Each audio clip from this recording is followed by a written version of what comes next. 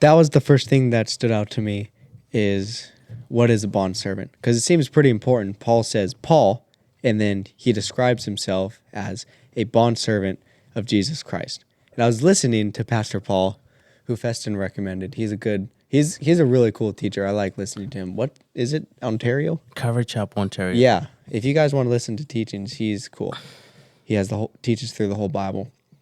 So in Exodus 21, 2-6, it says, "If you buy a Hebrew servant, you shall serve 6 years, and in the 7th you shall go out free and pay nothing.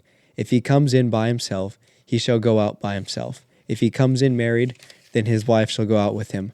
If his master has given him a wife, and she has borne him sons or daughters, the wife and her children shall be her master's, and he shall go out by himself.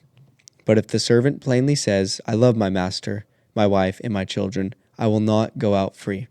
Then his master shall bring him to the judges. He shall also bring him to the door, or to the doorpost.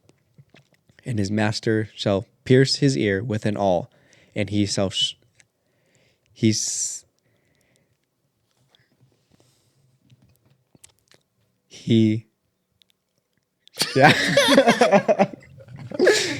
gonna serve him forever." Wow.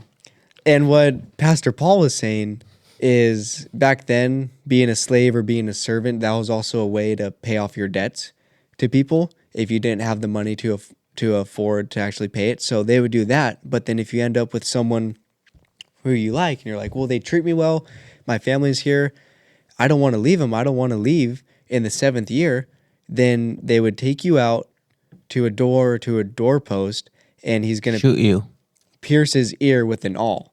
So I don't know exactly what it looked like, if it looked like just a little hole in the ear or like a gauge, but I think Isaiah's going to look it up, so I appreciate him bringing future information. But what he's trying to say is Paul, he's willingly a servant of Jesus Christ.